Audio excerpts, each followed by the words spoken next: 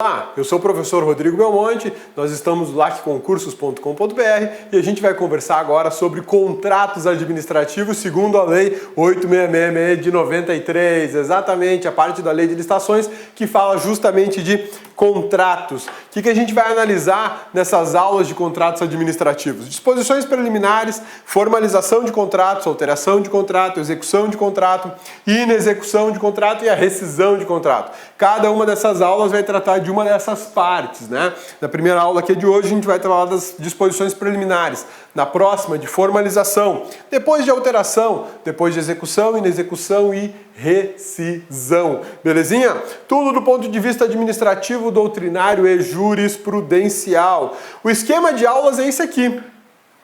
Contratos administrativos nós dividimos em 5 grupos de estudo: disposições preliminares, formalização, alteração dos contratos, execução dos contratos, inexecução dos contratos e a rescisão dos contratos administrativos. Então vamos lá, no artigo 54 da Lei 8666 a gente já começa a falar sobre as disposições preliminares, as informações básicas sobre contratos administrativos que você, meu amigão, precisa saber e precisa conhecer para sua preparação de prova de concurso público.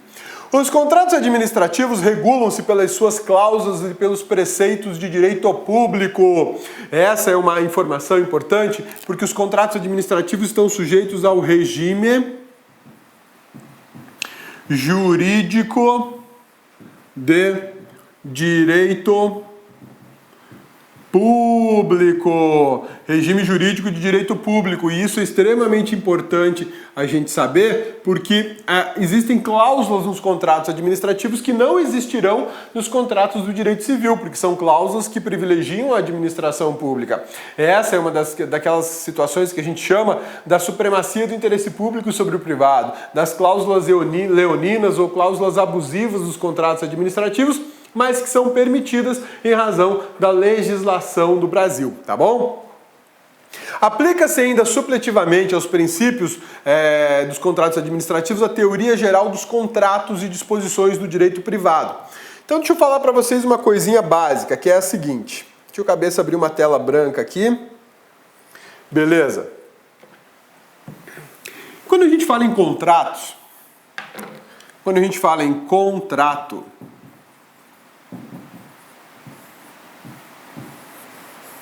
contrato, via de regra, ele é um acerto. É um encontro de vontades. Os contratos, via de regra, são regulados pelo direito civil. Existe um livro no Código de Direito Civil que fala dos contratos. Esse livro ele é muito ligado a um outro livro do Direito Civil que fala das obrigações. Belezinha? Sussa! Mas isso aqui é o universo do direito privado. Então veja só, lá no direito privado, no direito civil, existe um código chamado Código Civil, que é uma lei só, e ele é dividido em livros. Um desses livros se chama Livro dos Contratos. O Livro dos Contratos, ele diz respeito, ele tem como base, tem como objeto de contrato obrigações, que é um outro livro que fala do direito das obrigações, obrigação de dar, de fazer, de não fazer, né? Isso é a regra do mundo privatista. Acontece que isso tudo não pode ser aplicado de qualquer jeito para a administração pública. Então nós temos aqui a Lei 8666 de 93, que ela vai falar justamente de quê? Vai falar de contratos administrativos. Esses contratos administrativos eles estão sujeitos ao direito público. Por quê? Porque a preocupação da Lei 8666 de 93 é com a administração pública. Administração pública. Isso é extremamente importante a gente entender, porque quando eu falar para vocês de contratos administrativos segundo a Lei 866, eu estou dentro da ideia do regime jurídico de direito público. Eu estou trabalhando com preceitos vinculados à administração pública. Eu estou trabalhando com a ideia de supremacia do interesse público sobre o privado. Eu estou trabalhando com a ideia de indisponibilidade do interesse público. E isso é fundamental para a gente. Por que é fundamental? Porque eu tenho uma preocupação enorme com a administração pública, enquanto que aqui no direito privado eu tenho uma preocupação em gerar a igualdade entre os particulares. Aqui eu não posso ter cláusulas abusivas. Lá eu admito cláusulas abusivas. Aqui eu não posso ter desequilíbrio. Lá eu também não posso ter desequilíbrio, né? Mas por quê? Porque eu estou preocupado com uma das partes? Não. Eu estou preocupado com a administração pública, porque se houver desequilíbrio econômico-financeiro de um contrato administrativo, a administração pública pode ficar sem fornecedor. E se ela ficar sem fornecedor, ela provavelmente vai paralisar algum serviço público. E ela não pode paralisar serviço público em razão do princípio da continuidade do serviço público. Entendeu? Porque existe uma lógica jurídica e natural para algumas questões, como as cláusulas abusivas nos contratos administrativos, é justamente para proteger a administração pública e os serviços que ela presta com absoluta tranquilidade. Tá bom? Beleza? Sussa! Acontece que a Lei 866 de 93, ela diz o seguinte, ela diz assim, eu não consegui regular tudo que diz respeito a contratos administrativos na administração pública. Não rolou, não deu certo. Então, vamos fazer o seguinte, eu vou pegar algumas regras lá do direito civil, algumas regrinhas lá do direito civil e vou fazer a aplicação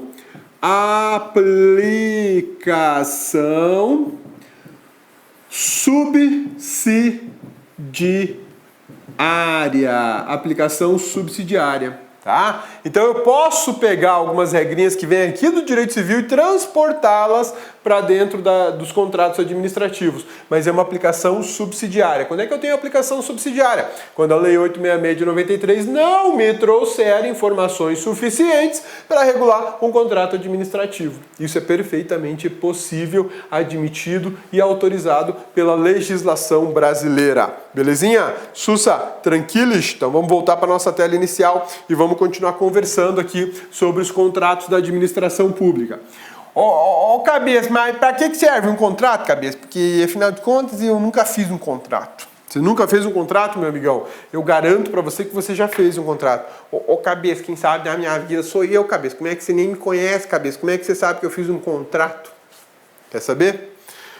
Cabeça, você tá me assustando, você tá me espionando, Cabeça? Não, meu amigão, olha só. Vamos lá. Você conhece isso aqui? LAC. O LAC, que significa Luiz Antônio Carvalho, que é o big boss do LAC, o LAC, ele presta um serviço. Beleza? O LAC presta um serviço. Tudo bem? Tranquilos? Sussa? Então tá bom. Esse serviço, ele é um objeto que está à venda. Quando você, meu amigão, olhou para esse objeto e falou assim, serviço do LAC é legal, vou comprar. Então eu tenho uma compra. Esta compra foi formalizada por um contrato eletrônico entre aluno e o LAC. Ou seja, nesse contrato eletrônico está previsto que o LAC tem a obrigação de te fornecer serviços de preparação para concurso público. E também tem uma previsão de que você é obrigado a pagar uma quantia X por esses serviços. Aqui no contrato vai dizer as suas obrigações e os seus direitos, como vai dizer as obrigações e os direitos do LAC. Isso é um contrato. Duas partes, duas vontades que chegam ao comum acordo e falam, fechou, vamos combinar isso? Vamos. Então vamos formalizar? Vamos formalizar, assim ninguém esquece. Né? Assim não cai no esquecimento, o LAC não deixa de prestar um serviço, você não deixa de pagar e por aí vai. Ah, deu defeito na transmissão, o contrato vai te dar direito de chamar o LAC e falar assim, ó, eu tive defeito na transmissão, quero uma reparação. Aí o LAC vai falar, ó, tô pondo de volta a aula para você, ou tô te dando um desconto, ou tô aumentando seu prazo, enfim. Aí vai na negociação com o site. Mas a ideia aqui é a seguinte, é formalizar um negócio. E para a administração não é diferente, não é diferente. Acontece que para a administração efetuar aquisições é um pouco mais complexo. Por que é um pouco mais complexo? Então pensa o seguinte, a administração pública. E a administração pública quer fazer algo que a mulherada adora fazer. Ai, lá vem você falando da gente. É que vocês são a nossa alegria, a nossa razão de viver, né, mulherada? Olha lá, bonitona. Uma coisa que vocês adoram fazer e vai dizer que você não gosta, ó. Compras! Ave Maria! Não pode ouvir aquela palavrinha compras ou então liquidação. Nossa Senhora, promoção, desconto. Aí elas começam até assim, bater pino, né? Ficam tudo doido. Só que assim, mulherada cata a bolsa, cartão de crédito, cartão de débito e toca o terror no shops, não é isso? Pois é. A administração não é bem assim. A administração quer fazer compras, então ela tem que licitar. E antes de licitar, ela tem que ter um projeto de compras, né? Olha que bacana, projeto de compras. Quando ela licitar, ela vai encontrar um fornecedor para fornecer um objeto ou um serviço, né? Mas isso aqui vai ficar formalizado por um contrato. Perceba que é um pouco complicada a situação, um pouco mais complexa do que catar a bolsa, o cartão de crédito ou o cartão de débito e vazar para o shopping, né? Mulherada. Administração é diferente, tem que licitar. Antes da licitação, esse projeto de compras vai exigir o quê? Um projeto básico, uma pesquisa de preço, prova da necessidade da aquisição. Tudo isso aqui e outras tantas coisas mais serão observadas antes de lançar a licitação. E quando lançar, eu tenho que analisar a proposta comercial e, além disso, eu tenho que analisar documentos de habilitação. Lá em casa, para evitar exageros nas compras, o que eu faço com a minha esposa, né? Fala, você vai comprar? Então vou fazer o seguinte, me apresente o projeto básico das compras que você quer fazer, traga para mim a pesquisa de preço, traga para mim a comprovação da necessidade dessa aquisição e aí nós vamos estabelecer aí um limite de compras, um teto de compras. Esse teto de compras vai ter que se encaixar num perfil de mercado de fornecedores e aí nós vamos lançar um edital para fazer as compras, vamos verificar qual é a melhor proposta apresentada e aí eu quero ver a documentação da empresa para saber se a empresa não pisa na bola, se ela não faz trabalho escravo, se ela não emprega menores, se ela não está vendendo produto falsificado, se ela está em dia com INSS, Receita Federal e FGTS, e INSS, e Receita Estadual e Receita Municipal. Quero todos os comprovantes tributários, quero certeza que ela não deve lá na Justiça Estadual nem na Justiça Federal. Se tudo tiver legal, a gente faz um contratinho.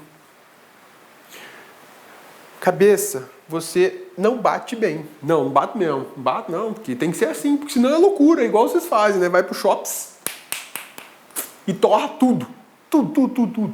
Né? Então tem que fazer assim, ó. Seguinte, que em casa é procedimento licitatório. E aí quando rolar o contrato, se é para prestar serviço, por exemplo, a gente vai estabelecer o prazo. Ó, cabeça, e se for um contrato só para entregar uma coisa? Aí é que tá, meu amigão. Quando for só para uma entrega de uma coisa, a lei me autoriza a não fazer o contrato. Se é só para comprar um par de sapato na promoção, então não precisa fazer contrato, basta fazer o empenho da grana lá. Acabou, acabou. Agora, se é para apresentação de pares de sapatos semanais para repor o estoque lá, aí eu preciso de um contrato, né? Vou ter, toda semana você tem que me liberar um par de sapato, né? Aí vai ter um contrato, porque é uma prestação continuada. Então, uma das coisas legais da administração pública é exatamente isso. Os contratos nem sempre serão exigidos, né? Quando for para fornecimento de um produto instantaneamente, né? Eu tenho que fornecer canetinha, quantas? 1000, toma aqui as 1000. Por que eu vou fazer contrato para isso? Não tem necessidade. Pode fazer? Pode, mas é dispensável, né? Seria um custo a mais para a administração. Então, pelo princípio da economicidade, quando for só a entrega de bem e isso consuma todo o negócio jurídico, eu não faço o contrato, porque vai ter nota fiscal, vai ter pagamento, comprovação de recolhimento de imposto e tal e tudo mais. Agora, quando eu tenho uma prestação de serviço, durante 10 meses eu tenho que fazer a limpeza desse estabelecimento da administração pública, né?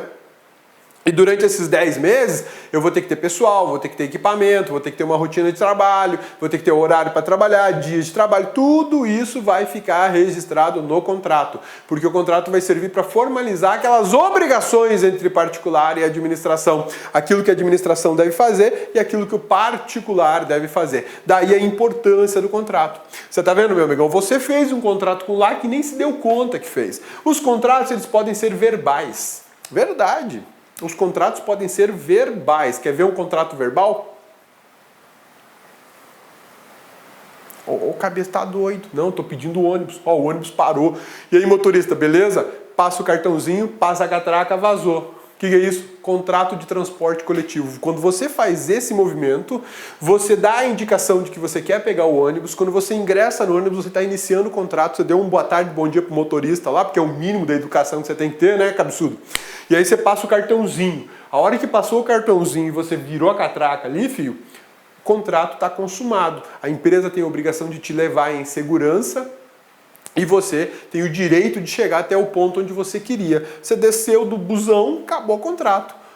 Ô cabeça, mas não assinei nada porque o contrato foi oral. Não precisa assinar. O contrato foi oral, né? Você chega no McDonald's, chega ao McDonald's e fala assim, me dá lá aquela batata frita gordurosa com 5 milhões de calorias, porque eu quero engordar hoje.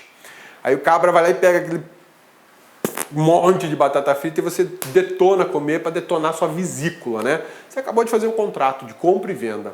Pô, mas não teve nada escrito, não teve nada escrito, é um contrato verbal, altamente informal, né? Agora você vai comprar uma casa, lá na Caixa Econômica, você passou no concurso assim, vim aqui financiar minha casa. Ah, o senhor quer minha casa, minha vida? Não, filha, agora eu sou servidor do Senado Federal. Eu quero comprar um apartamento ali no Sudoeste, em Brasília. Coisa à toa, custa 2 milhões um apartamento ali, né? Financia aí pra mim. Ela vai ver seu olerite de servidor do Senado e falou, nossa senhora, o senhor quer financiar em quantas vezes? Tudo que eu puder aí, pode botar, põe na conta. Aí vai vir um contrato dessa grossura assim pra você assinar. É lógico que você não vai ler aquilo nunca, você vai passar o ano lendo e não vai entender metade, nem o cabeça tem paciência para ler aquilo. Você vai na parte principal, que é o resumo, e diz lá o imóvel, o valor da prestação, quantas prestações, dia de pagamento, se o imóvel que você está contratando ali é o que está lá no lugar, vai ver a documentação, você vai passar para o seu nome, dinheiro está aí, vai pagar, vai pronto, assinei, tchau. Você contraiu uma obrigação de anos para pagar. Beleza, você é servidor do Senado, agora você pode.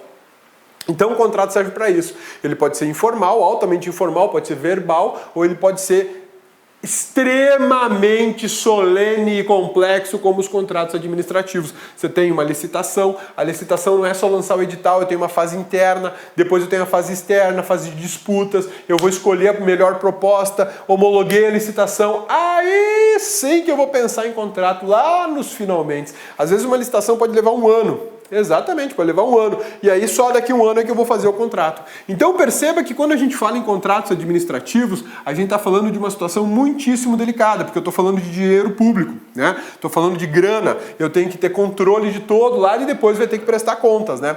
Por isso que a Lei 866 ela não dá conta de regular todos esses detalhes. Aí há uma autorização expressa de se observar o Código Civil no que diz respeito aos contratos.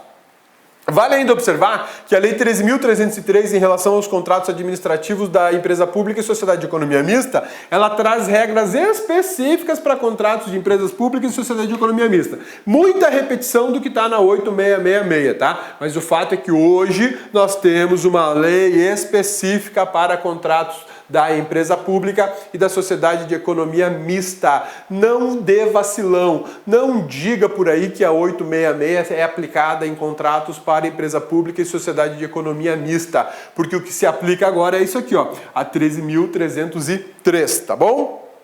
Os contratos devem estabelecer com clareza e precisão as condições da sua execução, né? Clareza e precisão é exatamente saber o que é o objeto do contrato, quem são as partes, quais são as obrigações, quais são os valores, a forma que esse valor vai ser pago de uma só vez, parcelado, quantas vezes, qual é o valor de cada parcela, qual é o dia de pagamento. Sim, tudo isso tem que ser observado. O cabeça gosta muito de fazer contratos, eu acho muito legal, porque eu sou detalhista e ainda assim eu dou uns vacilões em certos contratos. Teve um contrato que eu montei para minha sogra na compra da casa dela e eu dei um vacilão enorme, porque o vendedor estava dizendo que entregaria a casa com aparelhos de ar-condicionado e câmeras de circuito interno de TV. E eu coloquei no contrato, entregará a casa com aparelhos de ar-condicionado, modelo split, bababá, e vai entregar também com um circuito interno de TV. Belezinha, mandei ver, né? O que aconteceu? Eu vacilei num ponto, eu não disse quantas câmeras de TV, eu não disse quantos aparelhos de ar-condicionado, eu não disse quanto de equipamento lá de gravação ia estar disponível, interfone com visor, eu não coloquei isso, eu vacilei, só disse que tinha, mas não disse a quantidade. O que o vendedor malandrão fez? Onde tinham 4 aparelhos de ar-condicionado, ele entregou só 3. Onde tinham 10 câmeras, ficaram só 5.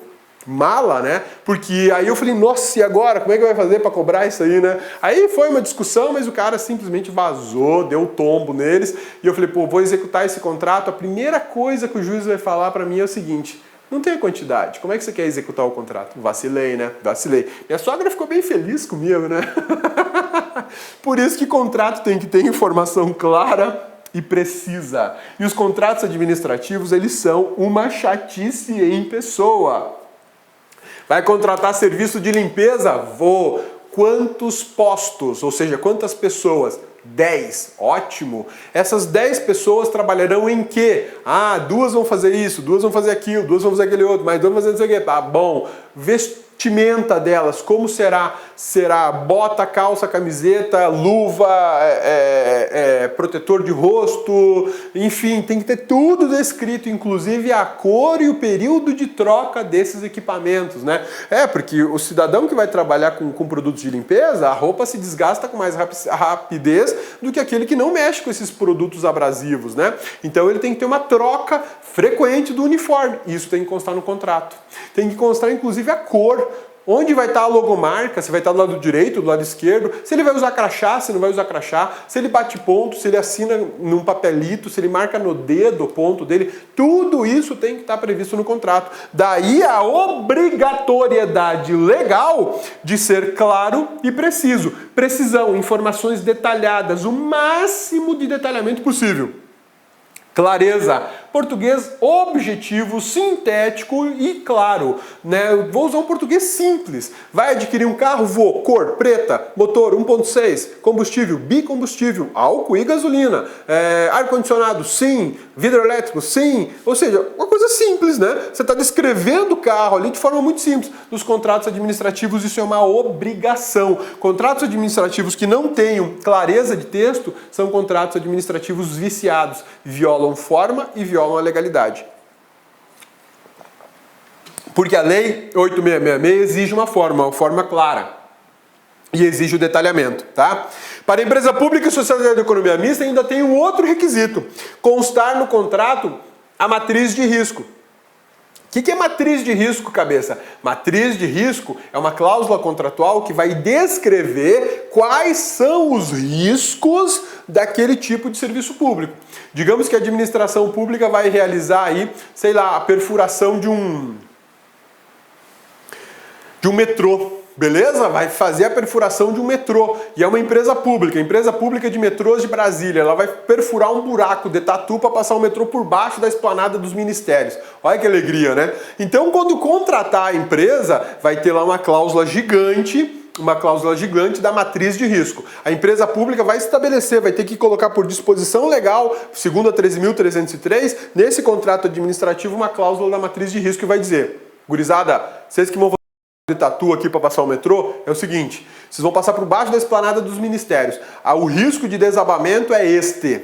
O custo é este.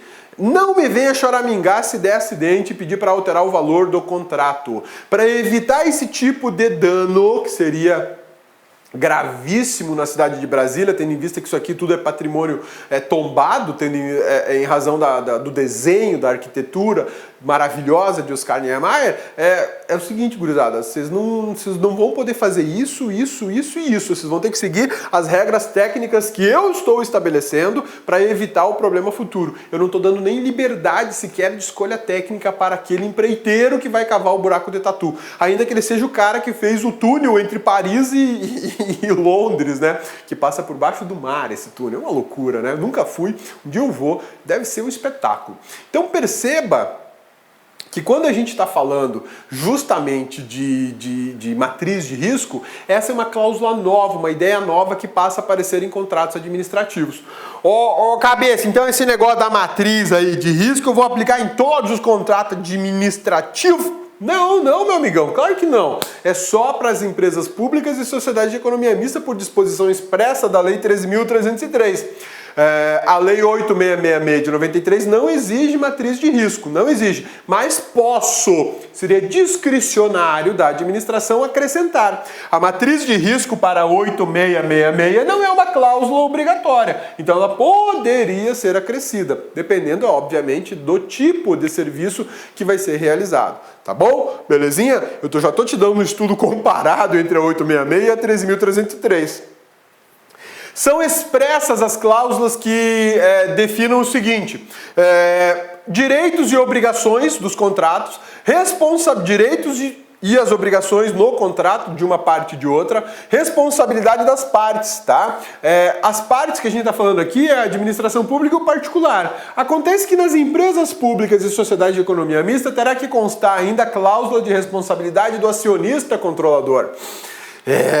Bacana, né? O que é isso? Vamos lá. Olha só, a gente tem aqui um contrato, ok? Contrato. Quem é que está desse lado aqui no contrato? Desse lado nós temos a Caixa Econômica Federal. E desse outro lado aqui uma construtora, tá? Essa construtora, ela vai construir aí um edifício para a Caixa Econômica, tá bom? Então eu tenho que constar nesse contrato, uma das cláusulas obrigatórias é a responsabilidade civil e contratual das partes, ok? Beleza? Isso é segundo a 8666 de 93. Acontece que a Lei 13.303 exige que conste uma cláusula de responsabilidade do acionista controlador.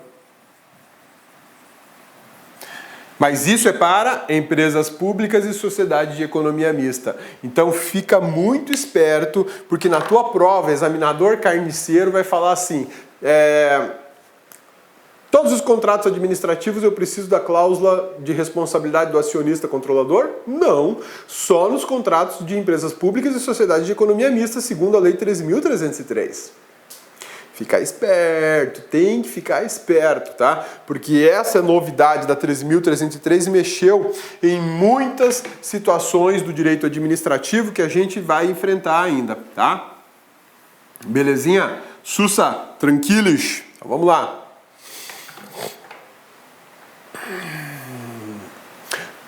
Tudo em conformidade com as regras previstas no edital e na legislação. Perceba que essas regras expressas, essas cláusulas expressas dos contratos administrativos, elas vão ter que estar previamente previstas no edital. Eu não posso inserir cláusulas no contrato que não tenham previsão no edital. Tá? É interessante você saber como é que funciona isso. Eu tenho um edital e junto do edital eu tenho anexos. Um desses anexos é a minuta do contrato. O que é isso, minuta do contrato? É um modelo do contrato. Então, o edital, na verdade, de forma genérica, ele é considerado o texto do edital mais os seus anexos. Então, o que nós temos aqui? O contrato como um dos anexos e ele é parte integrante do edital. Então, as cláusulas contratuais, ou elas estarão previstas expressamente aqui na minuta do contrato, ou elas estarão previstas aqui no edital. Quando eu fui pregoeiro da Procuradoria da República no Mato Grosso, eu mexia muito com os contratos e também com os editais. E o chato do cabeça passava revisando tudo, para saber se estava tudo certo, né? E, para variar, saiu um contrato que foi assinado e não tinha uma cláusulazinha lá. Vacilão, né? Vacilão, muita coisa para fazer, vacilou. E aí a gente chamou o fornecedor e falou pro fornecedor, ó, você tem que entregar o equipamento tal, ó, esse equipamento você não está entregando. Ele falou, eu não estou entregando porque não está no contrato, gurizão. Falou bem assim para mim, eu não estou entregando porque não está no contrato. Na hora até tremi minhas pernas, e depois que eu ouvi o gurizão, o sangue começou a ferver, assim, que minha vontade era pegar a cabeça do fornecedor, arrancar fora e jogar no outro lado da rua. Aí o coordenador falou assim, como é? Não está previsto no contrato? Eu falei, não está previsto no contrato? Não, aí ó, já tô até com o contrato aqui, ó, para mostrar para vocês, pô. Aí, ó, como é que vocês fazem um negócio desse? Quer me exigir agora entregar um negócio que não está no contrato? Ah, eu bati o olho. Quem tinha feito o contrato? Não tinha. O objeto não estava lá. Eu falei, nossa senhora. Eu falei, já volto. Até sair, fui respirar, tomar uma água e voltei. Com o edital na mão. Voltei com o edital na mão e eu falei assim, aí, presta atenção. O senhor também, coordenador.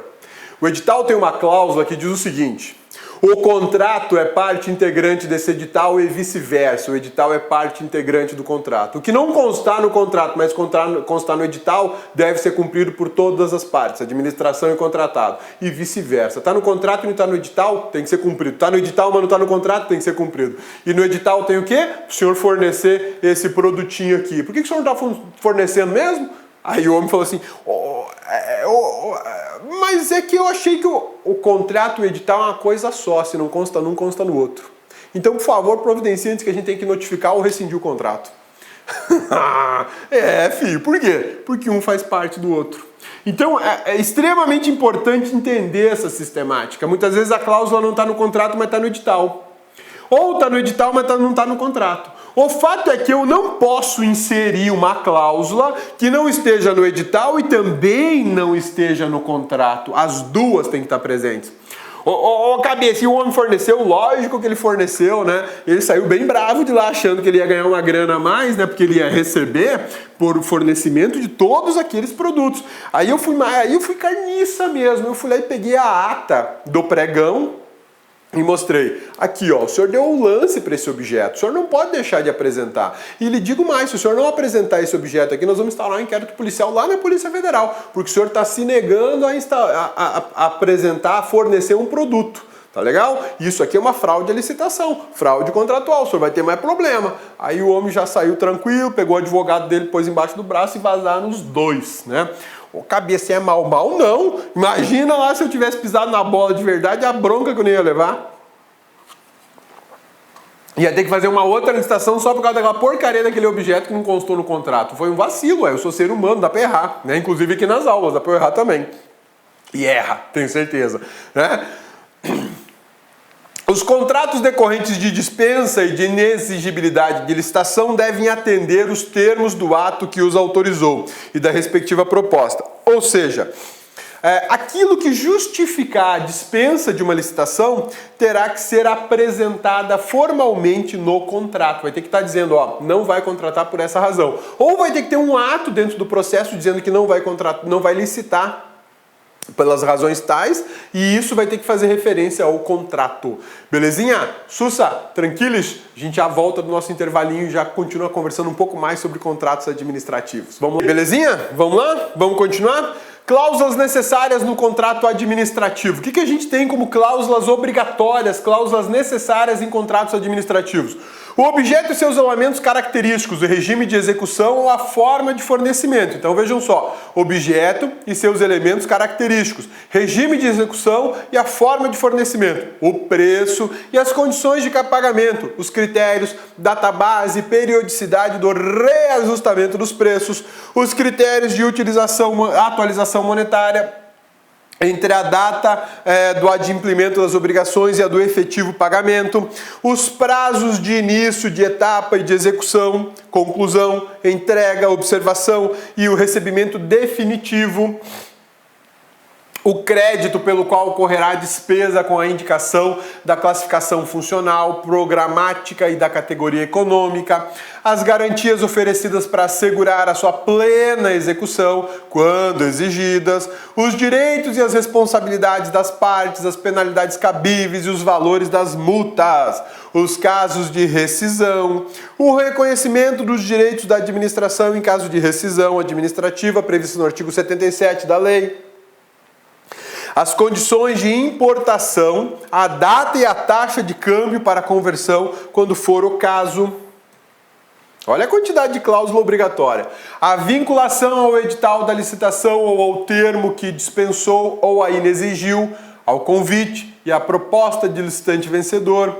A legislação aplicável à execução do contrato, especialmente os casos omissos, a obrigação do contratado de manter durante toda a execução do contrato, em compatibilidade com as obrigações por ele assumidas, todas as condições de habilitação e qualificação exigidas na licitação.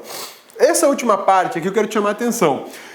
Quando você verifica na habilitação da empresa lá, que ela está em dia com a Receita, com o INSS, com o fisco estadual, o fisco municipal, não tem dívidas trabalhistas, no TCU está tudo em ordem. Essas condições têm que ser mantidas até o final do contrato. Não vai dar para deixar de manter. Tem que ser mantidas até o final do contrato. Se num pagamento ela estiver devendo para a Receita Federal, ela já não recebe.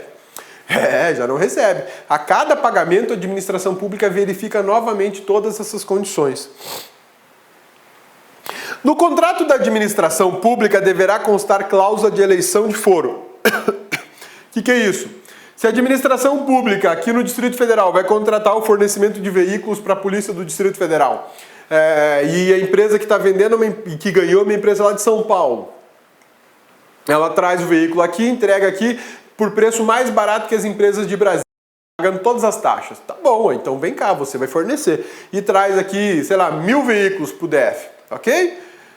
Onde é que vai ser a discussão por eventual problema desse contrato? A empresa tinha que entregar nesse mês 100 carros, não entregou nem 10. Cadê os carros? E a empresa fica enrolando. No mês que vem ela tinha que entregar mais 100 e eu já estou com déficit de 100 do mês passado. Então você tem que me entregar 200. Cadê os carros, né? E a empresa não entrega. Pô, vou processar essa empresa. Mas vou processar onde? Lá em São Paulo ou aqui em Brasília? Aqui em Brasília. Por quê? Porque a escolha do foro é da administração e é o foro da justiça, ou seja, o local onde a justiça vai receber uma eventual ação, é o local da sede da administração e não da sede do fornecedor particular. Só que para isso tem exceção, tá? Aqui, ó, artigo 6º, parágrafo 6º do artigo 32 da Lei 866 fala das licitações internacionais com contratos internacionais.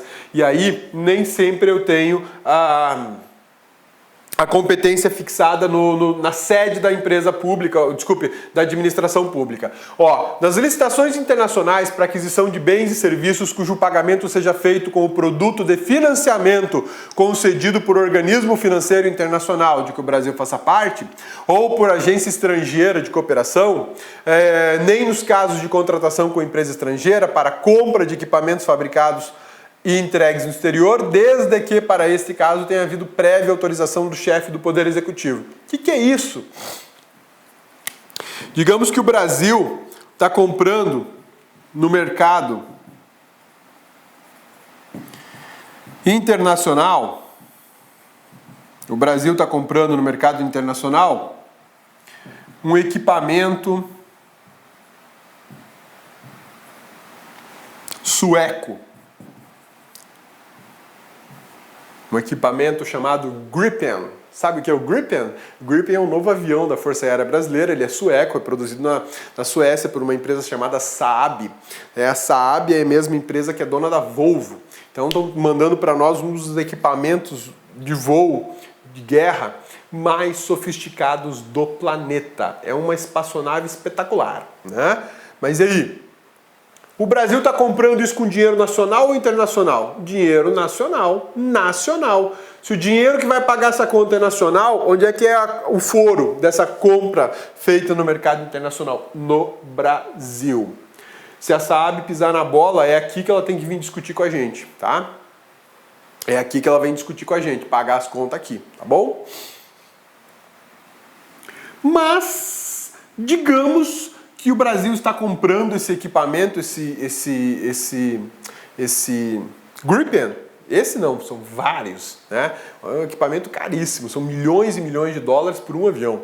Está comprando esses equipamentos com dinheiro de uma agência estrangeira de cooperação internacional. Sei lá, digamos que tem uma agência aí que está financiando a aquisição desses equipamentos para o mundo inteiro e o Brasil faz parte dela. Como se fosse um banco internacional, sei lá, alguma coisa assim. Aí o foro de discussão é lá no exterior, não vai ser no Brasil. No Brasil seria se a compra internacional fosse paga com financiamento nacional, mas aqui eu estou falando de financiamento concedido por organismo internacional. Por exemplo, a ONU está liberando dinheiro para o Brasil comprar o Gripen. Não, aí a gente vai discutir lá na sede da ONU se alguém deixar de fazer alguma coisa nesse contrato. Então, a cláusula de foro... A cláusula de foro tem a seguinte regra: dinheiro nacional, contrato nacional, a sede é no Brasil, no local da sede da administração pública. Compras internacionais, a sede é no Brasil quando for dinheiro brasileiro pago no Brasil. A sede, compras internacionais e o foro da discussão judicial é no exterior, quando for pago com dinheiro internacional, tá? No ato da liquidação de despesas, os serviços de contabilidade comunicarão os órgãos incumbidos da arrecadação e da fiscalização de tributos da União, Estados e municípios das características e valores pagos segundo o artigo 63 da Lei 4.320. O que é a Lei 4.320? É a lei que fala de orçamento. Ela fala como e quando deve ser elaborado o orçamento, quais as características, o que deve constar na lei orçamentária. Quando eu for pagar pelo que eu comprei, pelo que está contratado, eu tenho que fazer uma liquidação. Então funciona assim. Eu tenho fornecimento, emissão da nota de empenho, aí eu tenho o recebimento desse produto fornecido, e aí eu tenho a liquidação do empenho, da nota de empenho, ou seja, o efetivo pagamento. Essa liquidação, ela tem que ser contabilizada. Por que ela tem que ser contabilizada? Porque existe um fundo, existe uma conta bancária que vai ter um débito, e esse débito tem que ser justificado. Quem faz o controle da contabilidade desse dinheiro público vai ter que falar assim, por que caiu essa conta aqui de 50 mil reais? O que vocês pagaram? A gente adquiriu um veículo automotor, modelo tal, licitação tal, processo de licitação tal. Tá, tudo bem, então tá tudo certo, né? E esses 50 mil aqui caiu na conta por quê? Não sei, ué, sei lá, alguém usou o cartão corporativo e torrou 50 mil, pronto, tá instaurado o problema, cabeça vai rolar. Então sempre que eu ver a liquidação da despesa, que é esse momento aqui, depois que eu já recebi o produto, eu vou dizer, pode pagar. A nota de empenho nada mais é do que, reserva tanto aí, que depois que eu receber e tiver tudo certinho, eu dou autorização para pagamento. Então a nota de empenho é uma reserva de dinheiro, uma separação de recurso, né? E aí forneceu, recebeu, tá tudo certo, tá. Ok, pode pagar, eu procedo à liquidação. Na verdade eu tenho liquidação, na sequência eu tenho pagamento, né? E aí que vai ser contabilizado, tá? A sequência é empenho, liquidação, pagamento. Empenho, liquidação, pagamento. Tá bom? Beleza? Sussa, tranquilos? E aí tudo tem que ficar contabilizado e comunicar aos órgãos de arrecadação de tributos da União. Primeiro, para saber que o dinheiro saiu da conta. Segundo, para pegar essa empresa fornecedora e falar para ela assim, você recebeu renda, né? Recebeu aqui 50 mil. Seguinte, desses 50 mil você tem que me passar 17%, que é ICMS. Devolve a grana aí. O governo é triste, né, cara? O Estado, na verdade, a estrutura de arrecadação brasileira é terrível. Terrível. Tem uma coisa que o Brasil não brinca, é arrecadar dinheiro das pessoas. Infelizmente. Infelizmente, porque arrecada demais e faz muito pouco, né? E eu ainda tenho que escutar a gente me falando que tem que arrecadar mais. Tá doido? Eu tenho que trabalhar 4 meses do ano para pagar só imposto e os outros 8 meses é que eu uso para manter a minha família. Então eu trabalho 8 meses para manter 12. Né? Isso é uma monstruosidade, isso é monstruoso. Muita gente fala que os Estados Unidos cobram imposto caro e tal. Perto do nosso, a mixaria. Da garantia contratual. A critério da autoridade competente, discricionariedade, em cada caso e desde que prevista no instrumento convocatório, o edital, poderá ser exigida a prestação de garantia nos contratos, nas contratações de obras, serviços e compras. A garantia contratual, ela pode acontecer como pode não acontecer. Isso fica a critério da administração. O correto, a recomendação é que tenha uma garantia sim. Para quê? Para evitar problema. Se o fornecedor pisar na bola, não entregar ou entregar um produto com defeito, você tem uma garantia para usar. Ou então se ele está prestando um serviço, uma terceirização, e aí ele não paga o pessoal dele. Você pode usar essa garantia para pagar o pessoal dele. Para não interromper a prestação do serviço público. Mas o fato é que a exigência é discricionária segundo a lei, tá?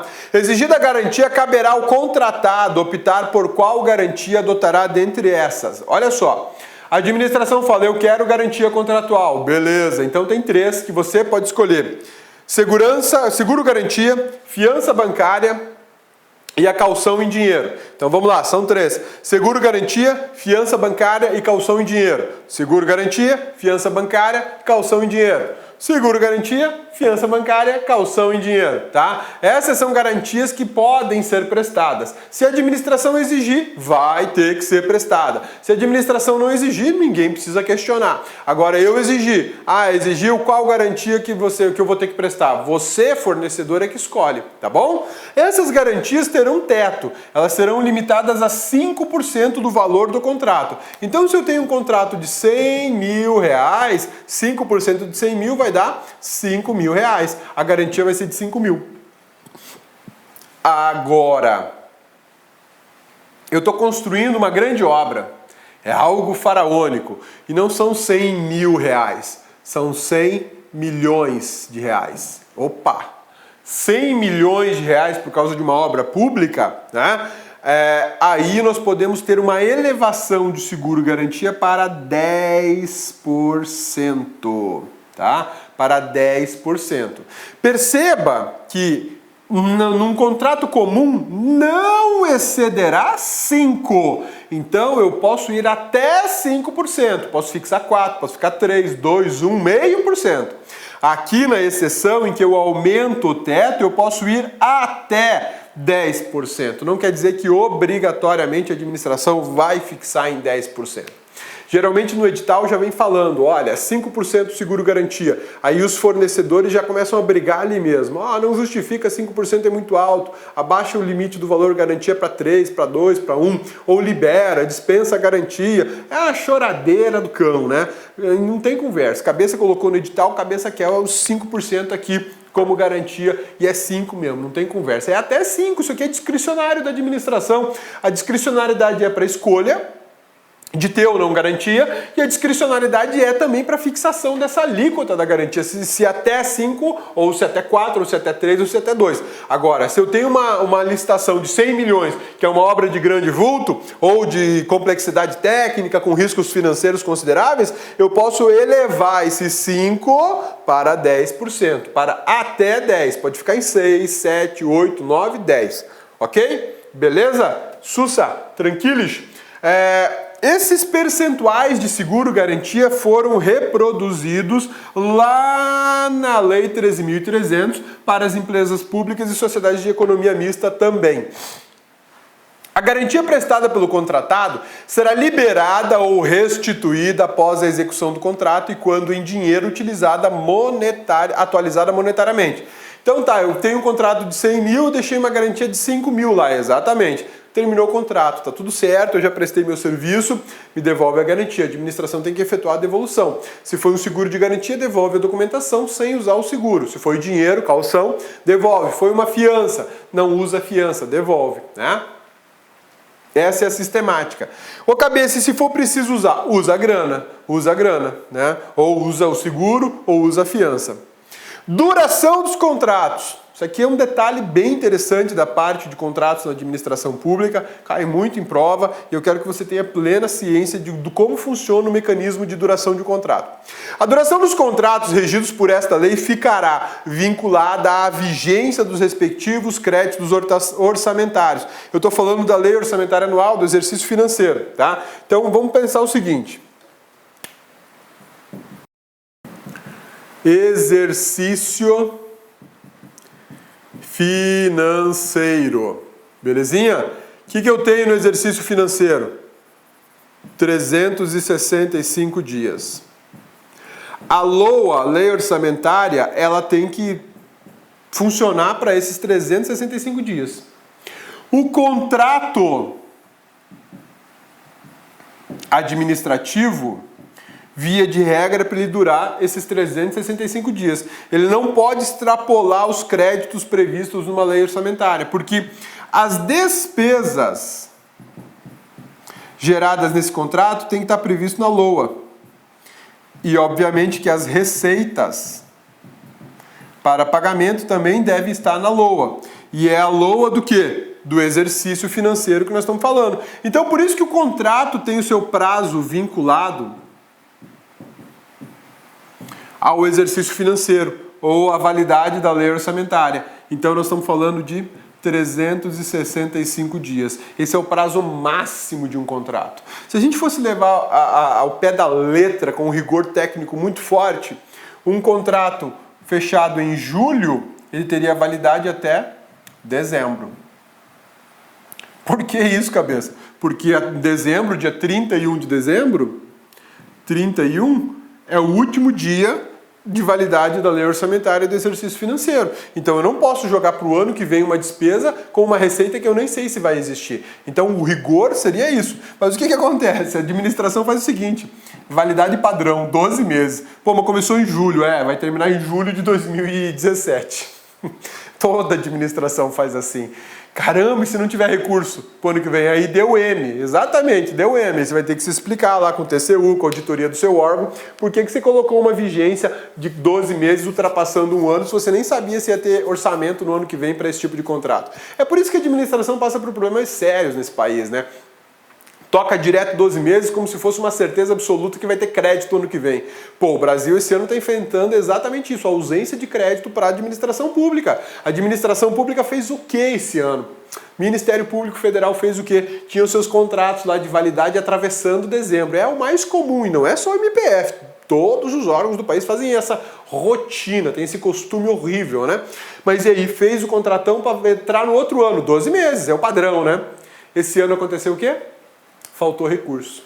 Resultado, tiveram que readequar os contratos, demitir funcionários, cortar serviços. Terrível isso, né? Se a gente tivesse tomado o cuidado devido de estabelecer o contrato até dia 31 de dezembro, porque eu não sei qual é a minha realidade do ano que vem, talvez eu não precisasse demitir ninguém. Porque eu já faria uma nova licitação ou uma repactuação do contrato já redimensionando o meu objeto. Né? Isso é um tanto complexo porque você tem um edital, tem uma previsão de pessoal, tem uma previsão de gastos e custos e tudo mais, mas o fato é que existe a possibilidade do dinheiro público não chegar. E essa possibilidade aconteceu em 2016 em diversos órgãos e diversas esferas da administração pública.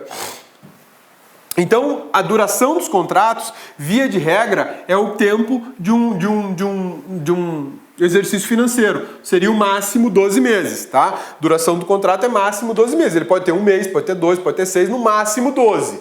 Pô, cabeça, chegou nos 12 meses, aí você tem a possibilidade de prorrogação contratual, tá? Você tem a possibilidade de prorrogação contratual. Ah, peraí, deixa eu falar para vocês.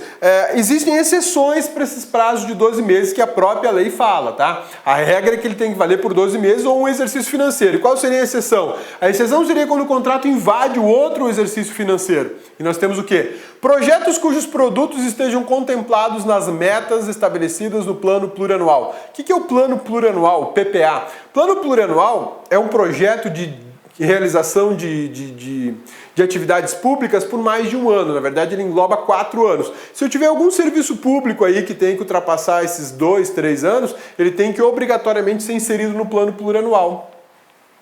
A construção de uma ferrovia, eu não faço isso em 1 ano, eu vou fazer em 4, em 5, em 6, então vai ter que constar no plano plurianual a construção dessa ferrovia, para que seja perfeitamente possível eu já contabilizar para as leis futuras aquele crédito necessário para concluir uma obra que ultrapassa anos, né? Prestação de serviços executados na forma continuada. O que é isso? Serviços que eu vou fazer esse ano, faço ano que vem, faço o próximo. Por exemplo, fornecimento de combustível para administração. Isso é prestação continuada. Eu não vou ter só em dezembro de 2016. Eu vou ter dezembro de 2016, dezembro de 2017, dezembro de 2018. E enquanto houver veículo público circulando, eu preciso de combustível. São exceções aos 12 meses, né? O aluguel de equipamentos e a utilização de programas de informática, podendo a duração estender-se pelo prazo de até 48 meses, né? Todos os contratos na administração pública são licitados a esse prazo máximo aqui, ó, 60 meses. 60 meses, tá? Todos, 60 meses. No caso da prestação continuada, que é limitada a 60 meses, em cada prorrogação do contrato ele continua sendo de 12, mas eu posso prorrogar por mais 12, mais 12, mais 12, mais 12. A cada prorrogação dessa, eu tenho que analisar as condições, se o preço ainda é bom, se não é, se o licitante vencedor está em dia com todas as suas obrigações, enfim, eu tenho que observar todos esses detalhes para autorizar uma prorrogação. Caso contrário, não pode prorrogar, tá? O prazo máximo de contratação, 60 meses. 60 meses. Mas isso aqui é para contratos regulados pela Lei 8666, tá? Pela Lei de Licitações. Porque a gente bem sabe que no caso de concessões de serviços públicos, o contrato de concessão ele pode durar 5, 10, 15, 30 anos, né? Uma parceria público-privada, salvo engano, 30 ou 35, não lembro agora o número. Isso é o que? A possibilidade de um contrato administrativo se estender por mais tempo. Nesse caso é porque a administração tem que fazer pagamentos. Então, numa PPP patrocinada, que a administração tem que comparecer com dinheiro na parceria público-privada. Nessa concessão mediante parceria público-privada, que vai durar 25 anos, por exemplo. Então isso vai ter que constar no plano plurianual, vai ter que constar em todas as leis orçamentárias daquele ente público que ele vai dar uma quantidade de dinheiro X para aquela empresa que assumiu a concessão. Entendeu? Então, quando eu tiver essas situações, o contrato pode ter até mais do que 60 meses, mas isso é especialíssimo, isso é excepcional e está vinculada às concessões e parcerias públicos-privadas. Aqui no contrato da 866 é coisa mais simples, né? É contrato de prestação de limpeza, é contrato de fornecimento de equipamentos, esse tipo de coisa. Então, seria mais simples. Possibilidade, nas seguintes hipóteses previstas no artigo 34... Deixa eu voltar aqui uma coisa, isso mesmo. Nas hipóteses do artigo 24, que são as hipóteses de dispensa de licitação, ou melhor, licitação dispensável, a gente tem o seguinte: possibilidade de comprometimento da segurança nacional nos casos estabelecidos em decreto. Ou seja, o contrato vai poder passar dos 12 meses nas hipóteses de dispensa de licitação quando se tratar de comprometimento da segurança nacional ou em caso de exceção, compras de material de uso pelas Forças Armadas com exceção de materiais de uso pessoal e administrativo. As Forças Armadas precisam comprar um avião, o Gripen, então eu não vou licitar. Não vou licitar bilhões de dólares na compra desses aviões. Foi escolhido do ponto de vista técnico, né? Qual era a melhor aeronave de guerra para o Brasil, segundo as dimensões continentais e tecnológicas que o Brasil oferece. Então o avião escolhido, de um ponto de vista extremamente técnico, foi o Gripen. Mas aí teve questão financeira, transferência de tecnologia, enfim, tem um monte de coisa que entra nessa história toda para determinar a compra desse Saab Gripen. As compras de material de uso pelas Forças Armadas é dispensável, exceto material de expediente, por exemplo. Vai comprar caneta, papel, né? Isso aí vai ter que licitar, porque é a atividade meio deles, né? Fornecimento de bens e serviços produzidos ou prestados para que envolvam cumulativamente alta complexidade tecnológica de defesa nacional. Eu dispenso a licitação, ele é uma licitação dispensável, e o prazo desse contrato aqui pode ultrapassar os 12 meses por disposição expressa da Lei 8666. Contratações visando o cumprimento do disposto no artigo 3º, 4º e 5º da Lei 10.973. É a lei que fala do incentivo à informática nacional, é uma barreira para as tecnologias importadas. É por isso que no Brasil um equipamento importado, de tecnologia importada, de computação é caro, né? Você vai comprar um computador hoje bom de qualidade, você está pagando R$3.000 nele e ele está barato. Por quê? Porque os componentes são produzidos fora do país, são importados e eles são taxados com um valor muito mais alto do que o normal, do que seria taxado aqui no Brasil para um produto totalmente brasileiro, né? Esses contratos poderão ter vigência excepcional por até 120 meses, caso haja interesse da administração. Então, olha só a situação que a gente tem aqui. Contratos, via de regra, 12 meses, podem ser prorrogados, sim, até alcançar 60 meses. E excepcionalmente, nesses que eu acabei de ler com vocês, que estão lá no artigo 24 da Lei de Licitações, que são as licitações dispensáveis, eu posso ter até 120 meses a duração do contrato. Então se liga, você tem 3 prazos para prestar atenção, tá? Essa possibilidade é a exceção do prazo ordinário de um exercício financeiro. Um contrato que vai durar 120 meses, ele tem que fazer parte da lei orçamentária, da lei de diretrizes orçamentárias e da lei e do plano plurianual. Possibilidade de prorrogação do prazo inicial dos prazos contratuais. O professor Matheus Carvalho e a lei 866, o professor Matheus Carvalho é um professor de Direito Administrativo que tem um livro excelente de Direito Administrativo para concurso e para OAB. E eu uso ele para preparar as aulas. O professor Matheus Carvalho e a Lei 866 dizem o seguinte, que a prorrogação inicial dos prazos contratuais dependerá de alteração do projeto ou especificação da administração. Porque, vai alterar por quê? O contrato vai prorrogar por quê? Porque existe uma necessidade. Ou houve uma alteração do projeto ou de especificações feitas pela administração. Houve ainda uma superveniência de fato excepcional ou imprevisível. Aconteceu alguma coisa e eu preciso readequar o contrato. Houve uma interrupção da execução do contrato, eu estou retomando, por isso que eu preciso de mais prazo. Houve um aumento das quantidades. Eu tinha contratado para entregar 100 computadores, mas eu preciso de 110, eu vou aumentar, né? E aí a gente tem um limite para isso. Para essas alterações de objeto, para compras e serviços em geral, eu posso ampliar 25%. Comprei 100, posso pedir até 125. Desculpa, posso pedir mais 25, totalizando 125. Quando for obras e serviços de engenharia, se eu vou pagar 100, eu posso aumentar mais 50%, tá? Impedimento de execução do contrato por fato ou ato de terceiro reconhecido pela administração. Por alguma razão não vai poder prestar, ou sei lá, você está construindo um viaduto. Não, uma trincheira. Viaduto é quando sobe a pista. Trincheira, tá indo por baixo. E aí, de repente, na escavação, você encontra o quê? Uma tubulação de água gigante. O que você vai fazer? Você vai arrebentar a tubulação para continuar a escavação? Vai inundar o seu buraco de escavação aí. E sem falar que você vai interromper o fornecimento de água para a população da cidade. Então é um fato de um terceiro. Terceiro, você aqui, coloquei, né? Então vamos fazer o quê? Vamos tirar o cano do lugar, vamos afundar ele mais uns metros aí para poder passar a sua trincheira. Percebe como é que funciona essas situações? Isso aqui é por causa do terceiro, não sou eu que estou dando causa para o impedimento da execução da obra, né? Omissão ou atraso de providências a cargo da administração, inclusive quanto ao pagamento previsto, ou seja, não está me pagando, eu não vou prestar o serviço. Tudo bem que a gente vai estudar uma regra que fala que o particular tem que aguentar pelo menos 90 dias sem receber. Essa é uma das cláusulas abusivas dos contratos administrativos, né? Que particular que é esse que dá conta de manter 3 meses seu pessoal trabalhando sem receber da administração?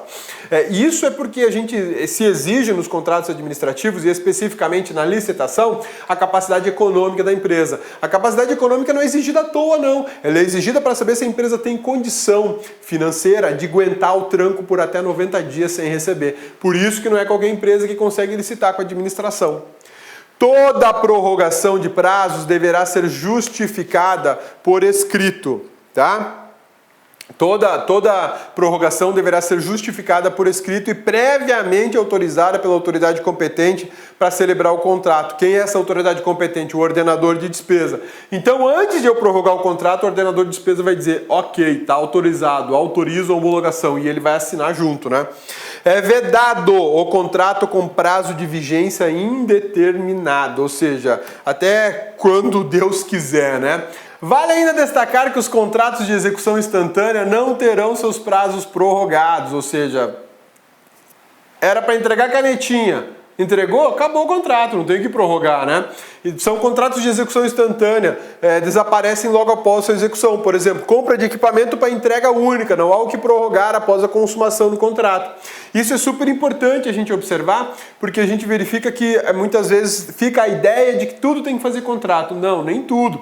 Os contratos de execução instantânea são aqueles que a gente não vai prorrogar e muitas vezes não precisa nem contratar, basta uma nota de empenho lá para resolver toda a parada. A prorrogação é admitida em casos de execução continuada, via de regras que ultrapassam mais de um exercício financeiro, que é aquilo que a gente já conversou sobre prestação continuada. O regime jurídico aplicado aos contratos administrativos são prerrogativas da administração em relação ao particular. São aquelas cláusulas abusivas, leoninas, que dão prerrogativas administrativas, né? Muita gente não gosta de falar que é abusivo, que é leonina, mas são cláusulas de prerrogativas da administração. Por quê? Porque o interesse público é o que prevalece nesse momento. Por isso que esses contratos possuem esse tipo de cláusulas, né? Previsão expressa no artigo 58 da Lei 866, você tem exemplos de cláusulas que dão prerrogativas contratuais para a administração. Modificar os contratos unilateralmente para melhor adequação às finalidades de interesse público, respeitando os direitos do contratado. Rescisão unilateral nos casos especificados no inciso 1 do artigo 79, por sua vez faz referência ao artigo 78 e traz aqui, eu já trago na sequência quais são as hipóteses, tá? Mas o que eu quero te mostrar aqui é o seguinte, essas são prerrogativas da administração, mudar unilateralmente o contrato entre particulares, não funciona dessa forma. Rescindir unilateralmente os contratos, não gostei, mas vou rescindir. Não é bem assim, a gente vai ver as hipóteses de rescisão unilateral, tá? E isso é extremamente importante. Vamos lá, hipótese de rescisão unilateral. Não cumprimento de cláusulas contratuais, especificações, projetos ou prazo. Cumprimento irregular de cláusulas contratuais, especificações, projetos e prazos. Lentidão no cumprimento, levando a administração a comprovar a impossibilidade da conclusão da obra, do serviço ou fornecimento.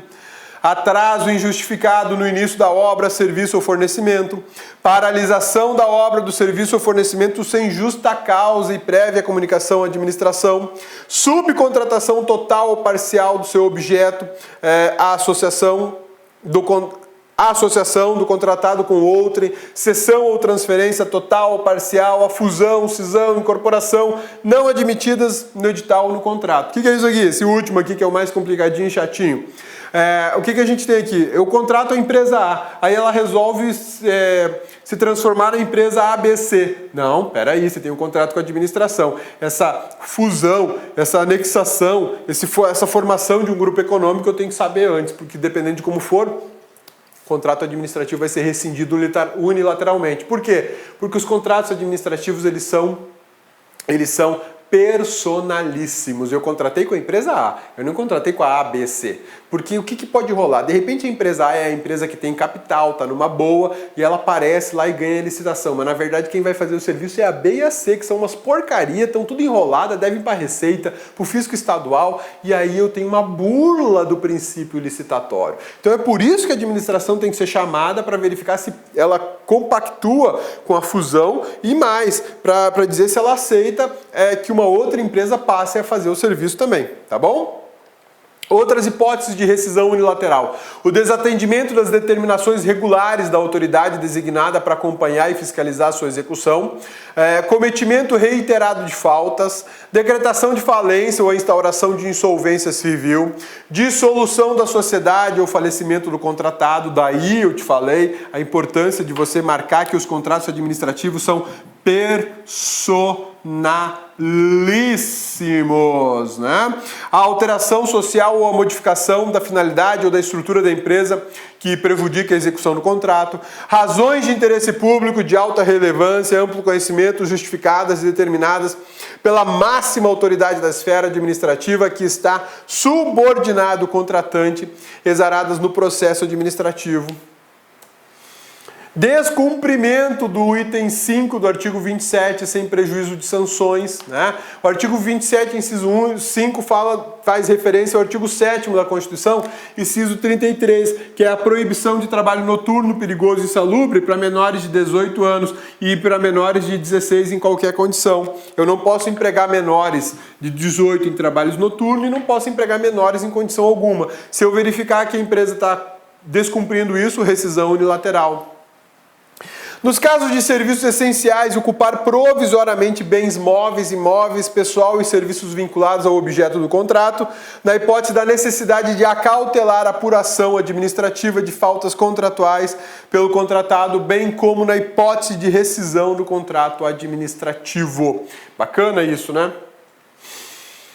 Ainda pode a administração, para verificar todas essas situações, fiscalizar a execução e aplicar sanções motivadas pela inexecução total ou parcial. Essas sanções são previstas na lei de licitações, depois nos contratos. Se a pessoa pisar na bola, aplica a sanção. As cláusulas econômico-financeiras, que são obrigatórias nos contratos, são para a manutenção do equilíbrio econômico do contrato, o equilíbrio monetário, né, dos contratos administrativos, não poderão ser alteradas sem prévia concordância do contratado. Aqui é uma situação de alteração bilateral, ou seja, eu vou precisar chamar o contratado para discutir o que nós vamos reajustar e o que não vai ser reajustado. Tem exceção para isso? Tem. Admite-se a revisão do equilíbrio econômico-financeiro de forma unilateral para melhor adequação do contrato às finalidades do interesse público. Tá? Uma observação importantíssima aqui. Contratos de empresas públicas e sociedades de economia mista que constem a cláusula de matriz de risco, ela não permite alteração do equilíbrio econômico por força de um dos riscos terem acontecido. Se eu já coloquei a cláusula de matriz de risco, eu já tenho noção, eu já tenho previsão dos riscos possíveis, então eu já sei quanto custaria se um risco acontecesse. Em razão dessa previsibilidade, que é uma gestão de risco, eu já vou pactuar um valor diferenciado para o contrato, tá? Então não adianta eu ir lá chorar, dizer, tem que reequilibrar porque aconteceu um acidente e tal. Não. Já tem na matriz de risco essa previsão. Quando você me deu o preço, você já sabia que poderia acontecer isso. Tô finalizando, aguenta aí. Declaração de nulidade contratual. O que é isso? Ela ocorre retroativamente, impedindo os efeitos jurídicos que ele ordinariamente deveria produzir, além de desconstituir os já produzidos. Quando eu declaro nulo um contrato administrativo, isso gera efeito lá da sua origem, tem efeito ex tunc. A declaração de nulidade de atos administrativos e assim também dos contratos administrativos gera efeito ex tunc, então eu vou anular tudo desde lá do fundo. É lógico, aquilo que já foi prestado, já foi executado, vai ter que pagar, mas o restante não paga mais, tá? Não paga mais, porque eu vou ter aí uma cláusula de nulidade. A nulidade não exonera a administração do dever de indenizar o contratado pelo que este houver executado, até a data em que ela for declarada e por outros prejuízos regularmente comprovados, desde que o contratado não tenha culpa pela nulidade. Então isso também é importante para respeitar os serviços já executados e o pagamento. É necessário comprovar que o contratado não teve culpa, que a nulidade decorreu de um vacilo da administração ou coisa do gênero. Então tudo que já foi prestado será pago. Mas olha só, eu fui contratado para construir um prédio. Eu estou construindo, já cheguei na metade. E aí você vai declarar nulidade? Então deixa eu te falar uma coisa. Eu já gastei nesse prédio 1,5 milhão, a administração me pagou só 1 milhão, então está faltando 500 mil. Eu já fiz aquisição de material para a construção do prédio no valor de 700 mil reais. Isso já está comprado e pago. E já vão entregar nos próximos dias. Então isso também tem que ser pago, porque senão você vai me causar um prejuízo de 700 mil. E outra coisa, para mobilizar todo o meu pessoal, equipamento, toda essa estrutura para começar essa construção, esse custo de instalação do meu pessoal vai custar para eu desinstalar, tirar todo mundo daqui, demitir esse pessoal todo, pagar as verbas trabalhistas e todas as taxas necessárias que eu devo registrar no CREA e tudo mais, vai me custar mais uns 300 mil reais. Eu vou te apresentar a planilha da despesa de desmobilização da construção. Tudo isso tem que ser pago. Tudo isso tem que ser pago. Ah, mas e o prédio ainda tem mais 2 milhões para frente que deveriam ser construídos? Tudo bem, isso aí é com outra construtora. Você declarou nulidade do meu contrato, então você vai pagar esses 2 milhões para outra construtora. Faça outra licitação. Tá bom? Isso tudo se o cara não tiver culpa. Porque se ele fraudou a licitação, se ele tá dando migué, aí é outra história.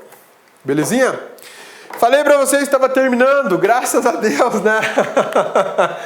O início da aula de contratos ela foi um pouco mais puxada porque eu precisava dar uma introdução para vocês dessa matéria. As próximas aulas serão mais tranquilas, tá? Deixa eu contar para vocês. Essa aula foi produzida com base na Constituição Federal, com base na Lei 866, com base na Lei 13.303, com base na Lei 10.973, julgamentos do STF, do STJ, nas obras Direito Administrativo Descomplicado do professor Marcelo Alexandrino e Vicente Paulo, Manual de Direito Administrativo do professor Matheus Carvalho, Manual de Direito Administrativo do professor Alexandre Maza, Manual de Direito Administrativo do Carvalhinho, professor José dos Santos Carvalho Filho, e comentários à Lei de Licitações e Contratos do professor Marçal Justen Filho. É por isso que essa aula é carregada. As outras vão ser recheadas de informação, mas com menos, elas serão menos carregadas porque agora é mais tranquilo. Eu já te dei a introdução inicial do assunto. É isso aí, meu amigão. Quer mais informações de direito administrativo e direito constitucional? Acesse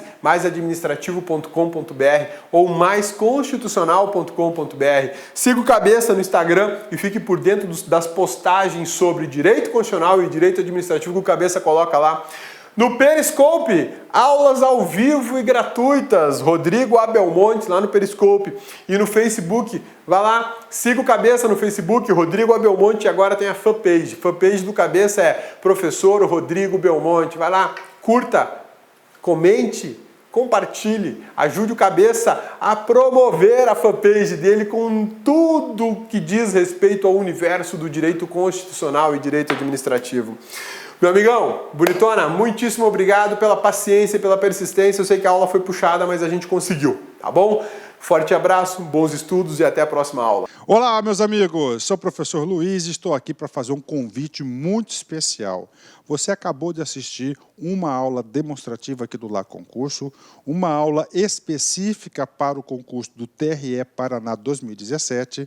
Nós aqui do Lá Concurso, nós separamos apenas, olha só, 30 aulas do nosso curso. Este curso nós vamos perfazer aí mais de 130 aulas para vocês. Ó. Mais de 130 aulas, nós separamos apenas 30 aulas do nosso curso e colocamos como demonstração no YouTube para que você aí avalie a qualidade do nosso curso. O nosso curso completaço do Lá Concurso TRE Paraná 2017, por apenas 10 mensalidades de R$20. É isso mesmo, 10 mensalidades de R$20, você vai ter um curso completaço com esses professores que você acabou de assistir. Gente, o melhor custo-benefício da internet e espero vocês aqui no LAC. Forte abraço, fique com Deus, tchau, tchau. Clique lá.